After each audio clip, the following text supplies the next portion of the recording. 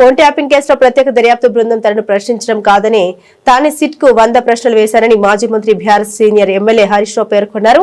దమ్ముంటే ఈ రోజు విచారణకు సంబంధించిన వీడియోల్ని విడుదల చేయాలని ఆయన సవాల్ విసిరారు. ఫోన్ ట్యాపింగ్ వ్యవహారంతో తనకు సంబంధం ఏమిటని ఆయన ప్రశ్నించారు. తాను హోంమంత్రిగా ఎప్పుడైనా పనిచేశానా అని వ్యాఖ్యానించారు. నాటి డీజీపీ చీఫ్ ఇంటెలిజెన్స్ ను కూడా విచారణకు పిలవాలని ఆయన డిమాండ్ చేశారు. నోటీసుల విచారణ బీఆర్ఎస్ ను భయపడలేవని ఆయన అన్నారు. రేపు ప్రజాకోర్టులో కాంగ్రెస్ సమాధానం చెప్పాలని ఆయన అన్నారు. ఎన్నికల సమయంలో ఇచ్చిన హామీల గురించి మంత్రుల్ని ప్రజలు ఎక్కడికక్కడ నిలదీస్తున్నారని ఆయన పేర్కొన్నారు. నువ్వు సిట్టు లట్టు పొట్టు ఎన్నన్నా వేసుకో, ఏమన్నా చేసుకో, మాకు న్యాయస్థానాల మీద గౌరవం ఉంది. నువ్వు ఎక్కడికి పిలిచినా వస్తా, ఎన్నిసార్లు పిలిచినా వస్తా, నిజాయితీగా సమాధానాలు చెప్తాం. మేము భయపడం. చట్టం మీద మాకు గౌరవం ఉంది.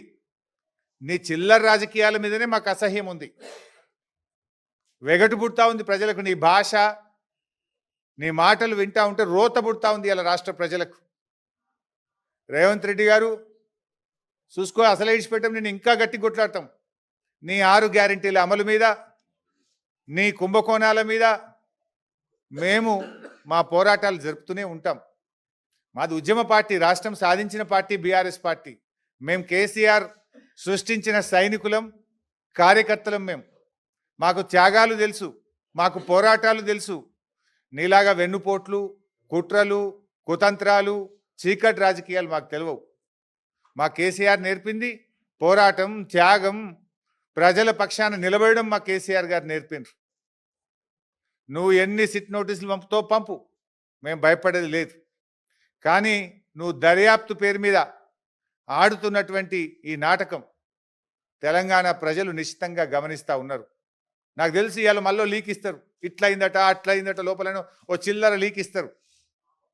దమ్ముంటే వీడియో బయట పెట్టు. మొత్తం వీడియో రికార్డింగ్ అయింది కదా. I am challenging Revanth Reddy. ఇవాళ జరిగిన, నన్ను అడిగిన ప్రశ్నలు, నేను చెప్పిన సమాధానాలు మొత్తం వీడియో బయట పెట్టు. రాష్ట్ర ప్రజలు చూస్తారు. చిల్లర లీకులు ఎందుకు ఇస్తావు? మళ్ళీ నాకు తెలిసి ఇప్పుడు సాయంత్రం లీక్ ఇస్తారు. లీకుల ప్రభుత్వం ఇది. లీకుల ప్రభుత్వం, స్కామ్ల ప్రభుత్వం. లీకుల మీదనే ప్రభుత్వాన్ని నడుపుతున్నాడు రేవంత్ రెడ్డి. ఎంతకాలం నడుపుతావు లీకులను? ఈ లీకులు, ఈ చిల్లర రాజకీయాలు, ఈ బురద రాజకీయాలు నడవయి. ప్రజలకు డెలివరీ కావాలి. ప్రజలకు ఇచ్చిన మాట నిలబెట్టుకోవాలి. అరే నాట్లు పడుతున్నాయి, ఇదివరకు రైతు బంధు ఇయ్యలే. రైతు బంధు ఎప్పుడు ఇస్తావో చెప్పు. నాట్లకు కేసీఆర్ పైసలు ఇస్తే నువ్వు ఓట్లకు పైసలు ఇస్తున్నావు. ఓ పంటకు ఇస్తున్నావు, ఓ పంటకు ఎగబెడుతున్నావు. ఓ పంటకు బోనస్ ఎగ్గొట్టినావు, 2 పంటలకు రైతు బంధు ఎగ్గొట్టినావు, సగం మందికి రుణమాఫీ ఎగ్గొట్టినావు, పంటల బీమా ఉత్తదే చేసినావు. అంతా 2 లక్షల ఉద్యోగాలు ఉత్తదే అయిపోయింది. మహాలక్ష్మి 2500 పత్తా లేదు. 4000 పింఛను ఇవాళ ముసలోళ్ళు కళ్ళల్లో వత్తులు వేసుకొని అవ్వాతాతలు ఎదురు చూస్తున్నారు. వాటి గురించి మాట్లాడు. ఈ నోటీసులు మమ్మల్ని భయపెట్టలేవు సరికదా, మీ పతనాన్ని మరింత వేగవంతం చేస్తాయి. గుర్తుపెట్టుకో రేవంత్ రెడ్డి. ఇలాంటి నోటీసులతో మేము భయపడం. నీ రాజకీయ పతనం మరింత పేక మేడల్లాగా కూలిపోయే రోజులు దగ్గరలో ఉన్నాయి. నీ పతనానికి నువ్వే నాంది పలుకుతున్నావు. నీ పతనానికి నువ్వే అడుగులు వేస్తూ ఉన్నావు. ఈ నోటీసులు నీ పతనాన్ని వేగవంతం చేస్తాయి. చూసుకుందాం. బట్ మేము ఫైనల్గా మళ్ళీ డిమాండ్ చేస్తున్నాం. నీకు నిజాయితీ ఉంటే, తప్పు చేయకపోతే సైట్ విజిట్ సర్టిఫికెట్ల పేరిట సింగరేణిలో జరిగిన కుంభకోణాల మీద సిట్టింగ్ జడ్జితో విచారణ జరపాలని మళ్ళీ డిమాండ్ చేస్తున్నాం.